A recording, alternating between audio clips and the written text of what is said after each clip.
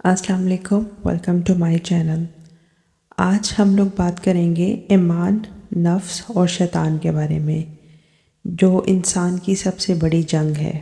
انسان کی زندگی میں سب سے مشکل جنگ کسی دشمن کے ساتھ نہیں ہوتی، بلکہ اپنے اندر ہوتی ہے۔ ایک طرف ایمان ہے جو اللہ کی طرف بلاتا ہے، دوسری طرف نفس ہے جو خواہشات کی طرف کھینچتا ہے، اور تیسری طرف شیطان ہے جو گمراہی کو خوبصورت بنا کر پیش کرتا ہے۔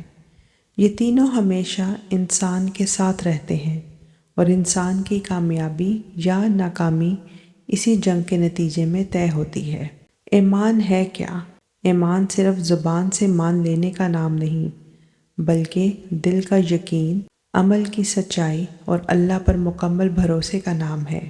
اللہ تعالیٰ سورۃ الحجرات میں فرماتا ہے، آیت نمبر 15 میں، مومن تو وہ ہیں جو اللہ اور اس کے رسول پر ایمان لائے، پھر شک میں نہیں پڑے۔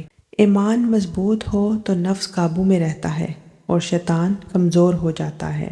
نفس کیا ہے؟ نفس انسان کے اندر موجود وہ آواز ہے جو اسے اپنی خواہشات کی طرف بلاتی ہے۔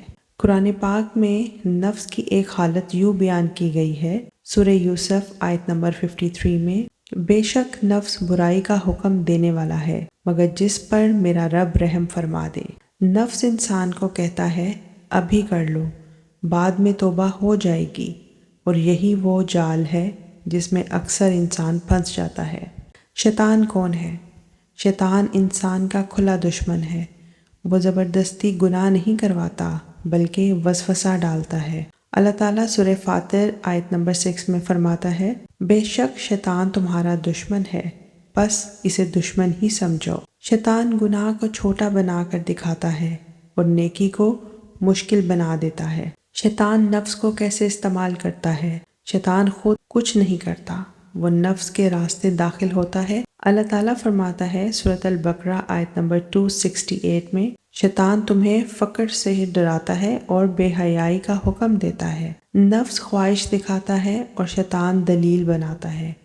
یہ دونوں مل کر ایمان کو کمزور کرنے کی کوشش کرتے ہیں۔ ایمان کمزور ہونے کی نشانیاں، رسول اللہ صلی اللہ علیہ وآلہ وسلم نے فرمایا کہ گناہ دل پر اثر ڈالتا ہے۔ جب ایمان کمزور ہوتا ہے تو گناہ آسان لگنے لگتا ہے، نیکی بوجھ بن جاتی ہے، دل میں بے چینی آ جاتی ہے، نماز میں دل نہیں لگتا۔ قرآن پاک میں اللہ تعالیٰ فرماتا ہے، ہرگز نہیں بلکہ ان کے اعمال نے ان کے دلوں پر زنگ چڑھا دیا ہے۔ اس جنگ میں کامیاب کون ہوتا ہے؟ قرآن پاک میں اللہ تعالیٰ فرماتا ہے سورہ النازعات آیت نمبر 41 میں، اور جس نے اپنے رب کے سامنے کھڑے ہونے کا خوف رکھا اور نفس کو خواہش سے روکا تو اس کا ٹھکانہ جنت ہے۔ یہی اصل کامیابی ہے۔ یہ یاد رکھیے، شیطان کبھی نہیں تھکتا، نفس کبھی مطمئن نہیں ہوتا، اور ایمان کو مسلسل حفاظت چاہیے۔ اسی لیے اللہ تعالیٰ قرآن پاک میں سورہ فصلت آیت نمبر 30 میں فرماتا ہے، بے شک جن لوگوں نے کہا ہمارا رب اللہ ہے، پھر اس پر قائم رہے۔ ایمان زندہ ہو تو نفس غلام بن جاتا ہے اور شیطان بے بس ہو جاتا ہے۔ اللہ تعالیٰ ہم سب کے ایمان کو مضبوط کرے اور شیطان کے وسوسوں سے ہم سب کو بچا کر رکھے۔ اللہ پاک ہم سب کا حامی و ناصر ہو۔ اللہ حافظ۔